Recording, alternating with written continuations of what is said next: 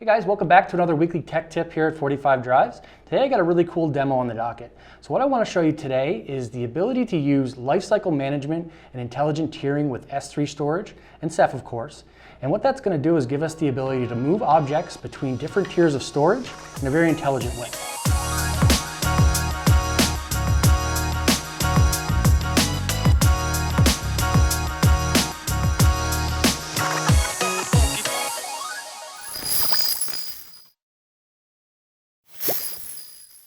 All right guys, so a little bit about all of this before we actually jump into the demo portion.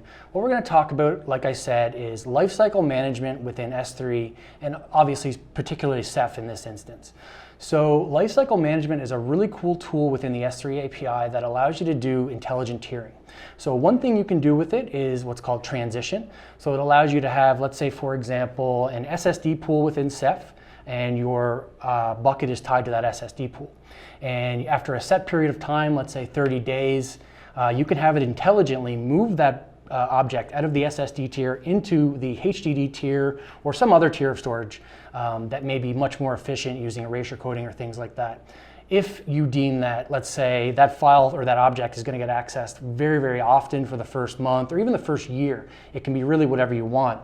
And then you want it to automatically kind of move to colder storage. That's something that we can do with these lifecycle rules. So the second rule that you can use is expiration. So the transition allows you to move between storage tiers, and then you can actually add on to that, and you can even say things like, I want to expire this object after this object has hit 2 years old. And what's really, really cool about this is it's not one or the other, and it's not just a couple rule or one or two rules within a bucket, but you can have multiple rules. I think it's up to 1,000 if you really wanted to. I don't think you'd ever need that many. That'd be kind of crazy, but it just shows what kind of flexibility is there. And then you can do things like prefixes. So prefixes is just kind of like a fancy name, I guess you'd call it, for directories within an S3 bucket. So you can have these prefixes and all of your objects are under one prefix and they can adhere to one rule. And then you can have another set of objects within the same S3 bucket and they all adhere to another rule because they're under a different prefix. So that's really cool. But another thing also is you don't actually even need prefixes. You can just upload your objects with certain metadata tags. And then your rules can actually adhere to different objects with different metadata tags. And we're going to show off kind of all these rules and how they all work. So one thing I should also mention before we jump into this is we get requests all the time, and it's very, very often that we hear people interested in wanting to be able to take a file system and be able to have intelligent tiering within that file system, right? To be able to have SSD storage and HDD storage and just have files kind of intelligently move between those based on sets of rules that you give it. That's a very, very difficult task for file systems, and it's easy to figure that out if you actually go and start searching for file systems that actually have that functionality, and you'll find very, very little to show for it. But one big shout out to one of our engineers here at 45 Drives, Josh Boudreau. He has actually built a proof of concept auto tiering file system that does something very similar to what we're talking about with S3 here, but it uses a user space file system. Now again, this is a proof of concept, but it really does work, and it's really, really cool. If some of our more techie viewers want to kind of jump in and try it out, it's still up, it's on our GitHub, but again, it's not production ready, but it is a very, very cool tool. So to go a little further then, so we talk about file system and how cool that would be. Unfortunately, it's not a reality yet, but what we do have is the ability to use these lifecycle management rules within S3 that are production ready and are very easy to set up and deploy. So with that being said, let's jump into the demo and I'll show you how it all works. Okay, so we're ready to start the demo here, and one thing you'll notice is I have a step-by-step kind of guide as to what's going to happen in this demo, so we know exactly the flow of it, and you can follow along really easily if you have a Ceph cluster of your own at home or in a proof of concept state. So to start, let's just go through what the actual steps are going to be, because we're going to do this really from the beginning. So the first thing we're going to do is we're going to go into our Ceph cluster and we're going to create a new user, and we're going to create an S3 bucket for that user for this demo. Then what we're going to do is we're going to enable what's called the lifecycle debug mode. So what this allows for us to do is every 60 seconds is going to count as a full day within the lifecycle management policy. And this makes it really easy to do proof of concepts and to do testing within the lab, so you don't have to actually wait days or a single day even for your policies to take place. So what we're going to do is we're going to mark 60 seconds to be a day. Then what we have to do is we have to restart our Rados gateway for it to actually take effect. From there, we're going to install and configure an S3 tool. So the ones that I'll talk about here is S3 CMD, S3 Command, and AWS CLI. So this demo is going to use S3 CMD. I've used both in the past. They're both really good. I think AWS CLI might actually have more functionality, but I've got a lot more experience with S3 CMD, and for what we need to do, this is going to be totally fine. So we're going to install, and then we're going to configure that. So I'll show that off. Then we're going to ensure that the config is actually working correctly. So we'll just, do an LS to list our S3 buckets to make sure we can actually contact the RGW. Then I'm going to explain lifecycle a little better. I'm going to show you some of the actual rules that I've created, the policies. And then we'll really get into like transition and expire. And I'll talk a little bit more about those prefixes and metadata tags that you can do to really make a complex lifecycle policy, even within a single bucket. We'll show off storage classes and how they are used within the lifecycle policy.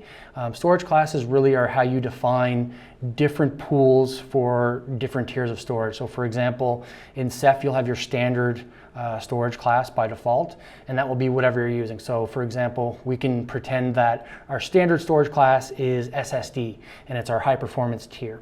Then what we can do is we can create another storage class, then we can call it cold, or I guess if you want to use like Amazon's nomenclature, you can use Glacier and things like that. So we'll just make another storage class, and we'll show that off and show you how you can view those. But it's a little outside the scope of this guide, because this demo is really just going to show expiration by default, because it's much easier to really do very quickly.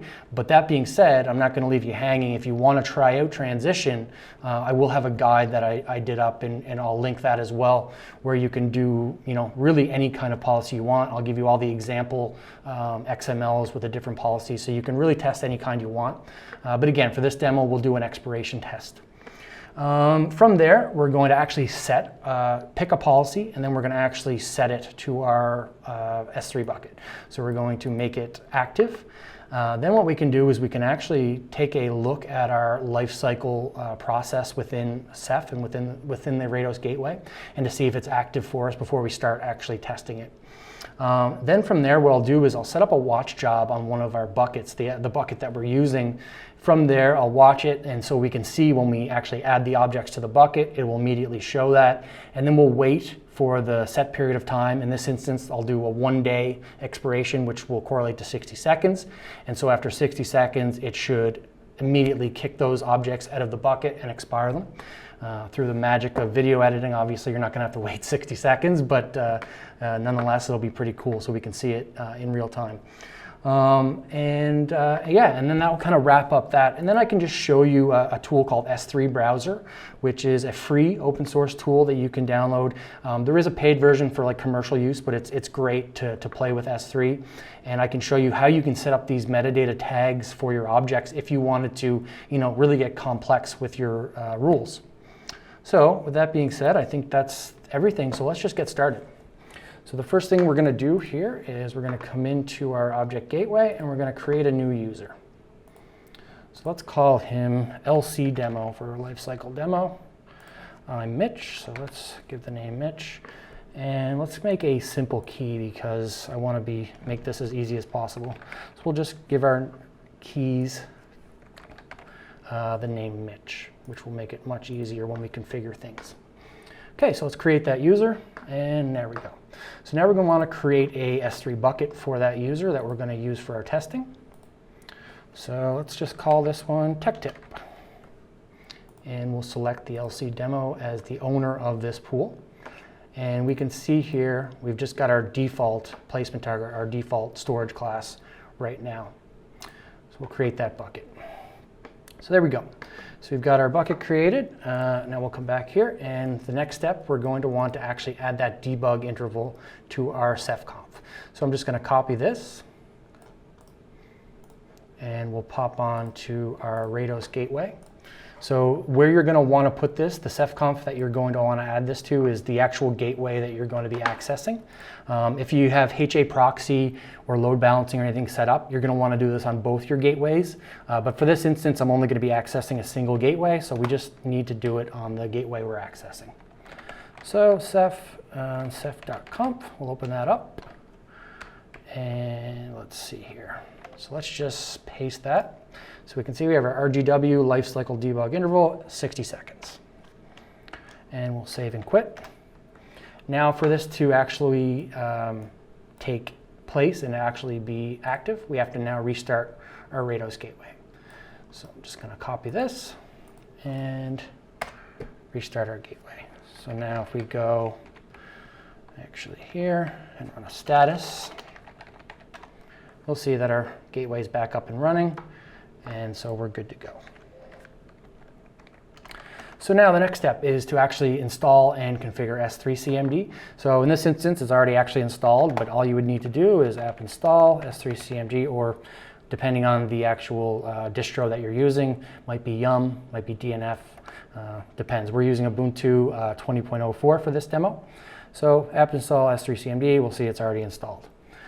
So the next step is to actually configure it. So now we need to allow S3CMD to know where to go to talk to our Rados gateway, the secret key, the access key, all those great things to allow access to it. So we'll do S3CMD -- configure.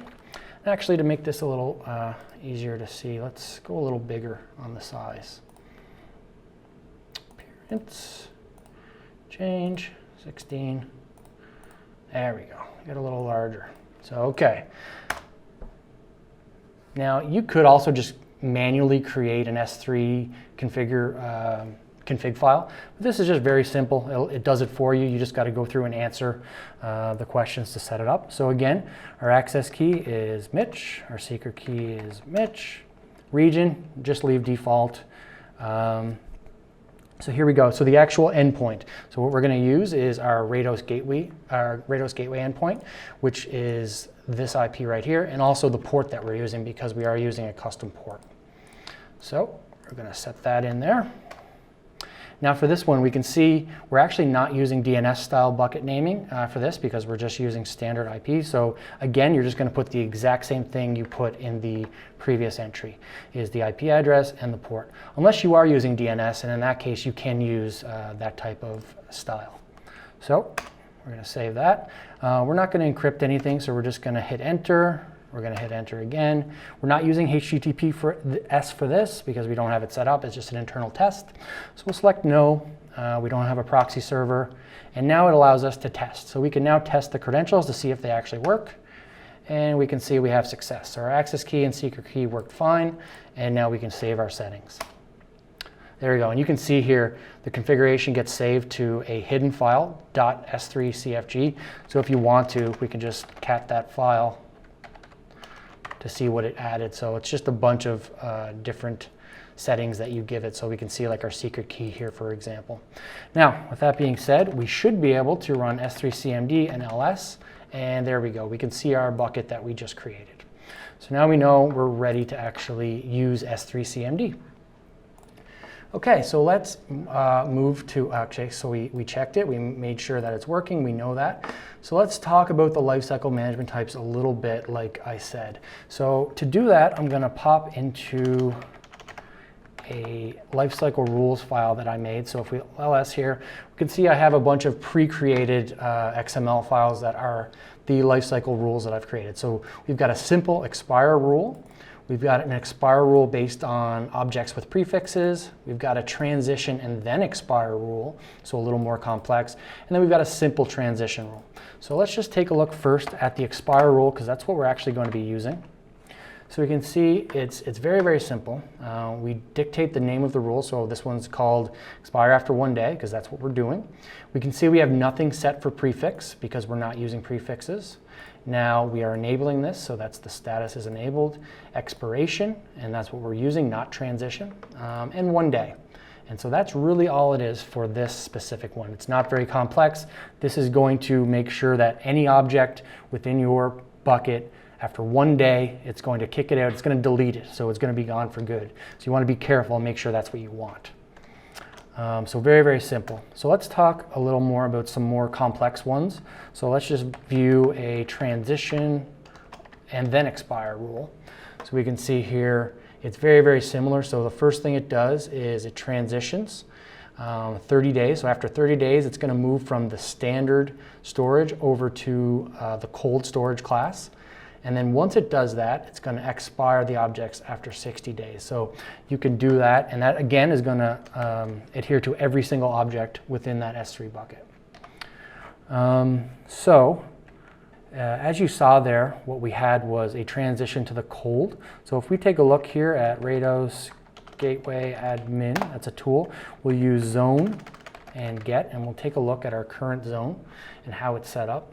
So we currently have our standard zone, or our standard storage class, and the data pool is the regular default RGW buckets data. Then we have a cold storage class, and we have a different pool for that. So if you did a transition rule for this environment, what we could do is we could have your SSD data pool here as the default, and objects automatically get uploaded there for when they're being accessed very, very regularly in high performance. Then you can have it transition down to a colder tier, which may be all spinning, and beyond that, it could even be like a very high erasure coded profile. So you get some very, very good storage efficiency as well for objects that aren't going to be accessed quite as often. And you can see we have a dedicated cold pool for that. So that's kind of how that works. But again, those type of rules are a little out of scope of what this demo is going to do. But again, we'll definitely have the guide, the full guide linked down below, so you can kind of do them all as you want. But let's actually set a new policy and let's test it out.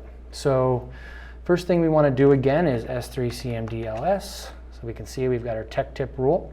So now what we want to do is we want to set our expire lifecycle rule to this pool. So let's just copy that command and let's run it. So there we go. We see the lifecycle policy has been updated. So now to actually make sure that that's in place, you can run a few actual Ceph commands. So Rados Gateway Admin, you can do an LC list command. Now we can see here we have a policy here set on the tech tip bucket, and we can see that it has started and the status is complete, which means it is currently running. So let's jump in and let's actually put some data in this pool, in this bucket, and let's see what happens. So for that, we have a really cool, like I said, free tool called S3 Browser that you guys can pick up. So let's create a new account. We're going to add our new account. We'll call this LC demo. We're going to select S3 compatible storage because it isn't actually Amazon S3. We're going to select the same RESTful endpoint, our Rados Gateway 45.127 at port 8080. We have our access and secret keys again. And again, we're not using HTTPS, so we can uncheck that. And there we go. So we see our tech tip pool there. Sorry, bucket. I keep calling them pools. So many different names. It's hard to keep straight sometimes. All right, so for the next thing we're going to do is we're going to run a watch. So let's watch every second, S3 CMD, LS, and then we're going to go S3 tech tip. So what this is now doing, it's now querying this S3 bucket every second. So as soon as I put some files in here, we will see them immediately get uploaded. Then we'll wait for our 60 seconds and see if Ceph does what it's supposed to do. So let's upload some files. I put some in pictures. Got some cool pictures here, like we got Clint Eastwood and we got some Sylvester Stallone action. So let's throw some images up in this one. And there we go. So right away we see this now. So our files are within our S3 bucket. So now the countdown begins. Okay guys, we've seen that it has now disappeared from our S3 CMD that's refreshing every second. They're still showing up here, but that's just because we haven't refreshed. So let's run a refresh, and they've disappeared there as well. So it looks like our lifecycle management policy is now in place and it's working as intended. But of course, for production, we want to remove that debug and set it to some real times. So before we finish up, let's show some cool things that you can actually do with S3 browser, because it is a great tool to play with S3. So I talked about how you can set metadata tags on objects, and it's really as simple as hitting Edit Object Tags, and then coming in here and adding a new object tag. So for example, the good example I saw in a demo that I watched was someone uploaded 30 objects, one being red, 15 of them being red flower and 15 being blue flower, and then you can separate different tiers based on that. So you could do things like flower tag name, and then you could call it red or blue or what have you, and then you can have different rules based on those. Obviously that's just one very specific instance, but it can really be whatever it is you need it to be for your environment. So we can just simply add a tag to that. Now once we do that, we can use lifecycle policies to watch for tags and to do different rules to different objects depending on the tags they have. And then we also talked about prefixes, right? And how I said it was really just a fancy name for directories or folders, and that's really true. So if I was to upload a folder, or even to create a new folder and just called this dir1, and then I was to create another one called dir2, and then we could put specific objects in one directory and some in another, then we could come over to our rules and take a look here. So we go prefix expire. So we can see it's very similar. The rules are very simple to write. So the ID is a prefix expiration, so we can see the prefix in this instance is dir1, dir2, and so whichever objects are in whichever directory, you will have those rules play out as you want them to. So it can get very complex, and you can do some really cool things with this.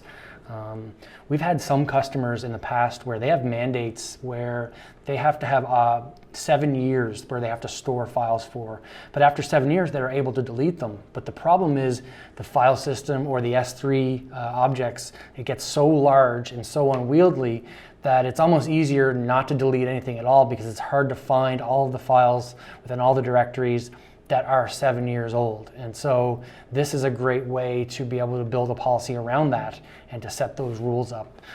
So it's really, your imagination is the end. You can really do anything you want with these. All right, guys, well, hopefully you enjoyed that demo that we just provided for you. Hopefully it's interesting to you and you can try it out if you're able. But if this is something that's interesting you for your environment and you are looking to deploy something like this, reach out to an account manager and we can certainly have an engineering call and really get to the root of what you're trying to do and help you out with that. So before I leave, one thing I want to kind of tease you guys with is, if any of you watch Lawrence Systems, who is a fantastic YouTuber, by the way, and we've actually done some collaboration with him in the past, you'll see that he's done a really great video recently about benchmarking on Linux. And I really love that video. And so what I took from it is something that I want to do, and it's really around the whole theory of demystifying benchmarks, because it's possible to do a benchmark that looks really good on paper and you've got that really big number, but it doesn't really end up meaning anything at the end of the day compared to like a workload or what you're actually doing with your storage. So I just really wanted to do a cool video and try to help people know how to learn how to benchmark for your workload and really understand where IOPS is more important for you, or where potentially streaming reads or streaming writes or sequential would be more important to you, and really just kind of have a deep dive into all of that. So that's something you're interested in, definitely look out for it. I'm not going to say it's coming next week, but it will definitely be coming very soon. So yeah, until then, we'll see you later.